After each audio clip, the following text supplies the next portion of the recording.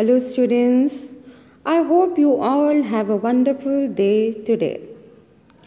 Let's move on to part 2 of Unit 6 Mughal Empire Golden Age and Downfall. In this video we are going to discuss about the two famous personalities of Indian history.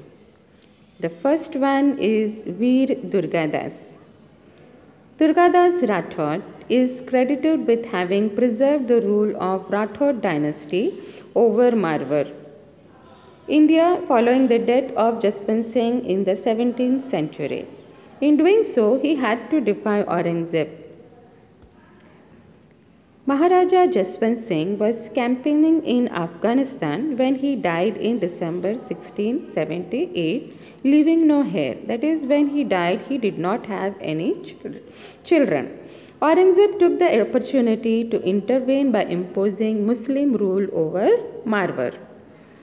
Soon after Jaswant Singh's death, two of his Ranis gave birth to male children, but one of the male child died.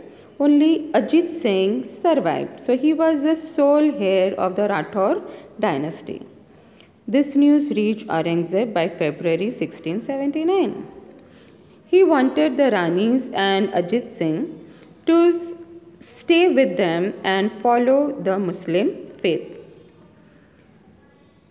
Veer Durgadas wanted to protect Ajit Singh and protect the dynasty. So he took Ajit Singh to safety in Balunda.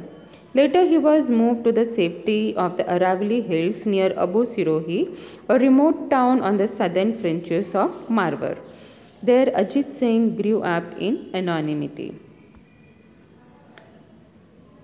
Durgadas was absent from Marwar during the period 1681 to 1687, during which time he was in the Deccan. But he returned back to join with young Ajit Singh, who was now grown up, and now came out of the hiding in taking command of Rathod forces opposing Aurangzeb. A lot of disturbance was going on during that time. Aurangzeb had many wars with the Marathas, with the Jats. In the meanwhile, Aurangzeb died in 1707. So Durgadas took the advantage of this disturbance to seize Jodhpur and eventually evict the occupying Mughal force. Ajit Singh was proclaimed Maharaja of Jodhpur. Durgadas, after completing his duties successfully and fulfilled the promise which he had given to Jaswant Singh, left Jodhpur and lived in Sadri, Udaipur, Rampura, Banpura for some time and then left to worship Mahakal at Ujjain. On 22nd November 1718, on the banks of the Shipra at Ujjain, Durgadas died at the age of 81 years. So dear children, Veer Durgadas is even remembered today for protecting the Rathod dynasty. The next famous personality, Chhatrapati Shivaji. You all have heard about this famous personality. He too had to wage war against Aurangzeb. Shahji and Jiyabai youngest son was Shivaji. He was born at Shivaneri on April 10, 1627. As Shahji was busy till 1636, Shivaji was denied parental attention. So Shivaji was shifted to Pune under the guidance of Dadaji Kondadev. In 1640 to 41, Shivaji married Saibai Nimbalkar and the administration of the Jagir of Pune was entrusted to Shivaji by Shahji Bhonsle under the guardianship of Dadaji Kondev.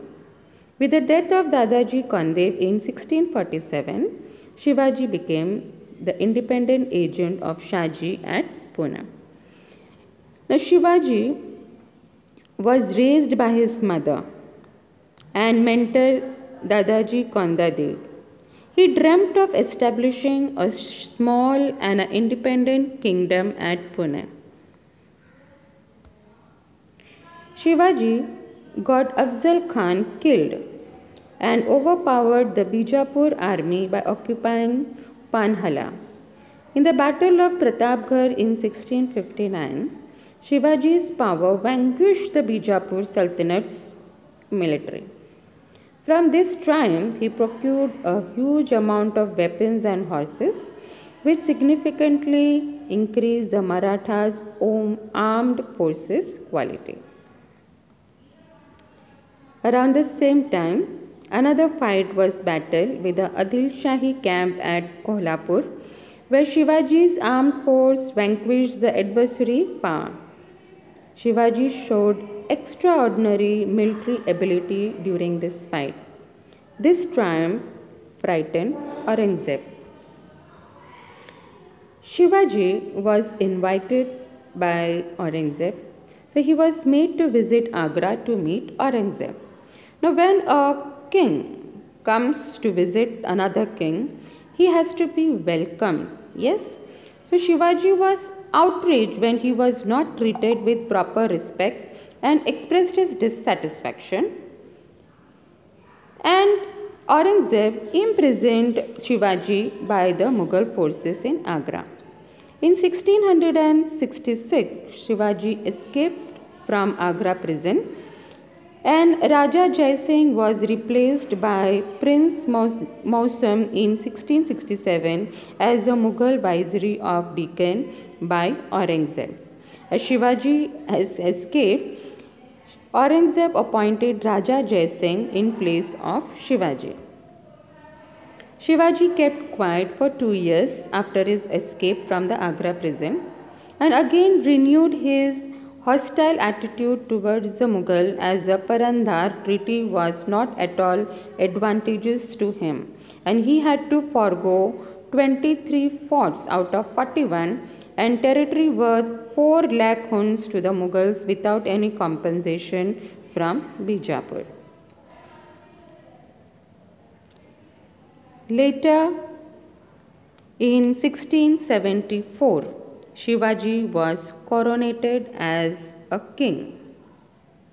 The year 1674 was a memorable year in the life of Shivaji, as in that year the coronation of Shivaji with the appropriate title of Chhatrapati took place at Raigad. Definitely the coronation was a declaration to the public that Shivaji was the foremost among the Marathas and an equivalent to the contemporary sultans and the emperor. This was followed by his raids into Bijapur and Karnataka in 1676, in which Akanama and Madana of Golconda offered him active support. So slowly the Maratha power was gaining in India. Later Shivaji died on 3rd April 1680 at Raigad. Thereafter his son Shambhaji took over the throne. Downfall of Mughal Empire. We get a lot of information about this downfall by Abul Fazl. The causes for the decline of this empire was the nature and the policy of Aurangzeb. Aurangzeb was the only person accountable for the downfall of the Mughal Empire. His rigid nature towards art, music, painting, literature, religion, he lost his loyalty at the majority of his topics and resulted in the revolts of the Jats, the Satnamis and the Sikh. The Rajput coverage which resulted in the war against the state of Mewar and Marwar. His policies sapped the economy and the army resources of the empire, and the entire administration broke down. The second cause was the incapability of the later Mughals. The successors of the Aurangzeb proved incapable to rule.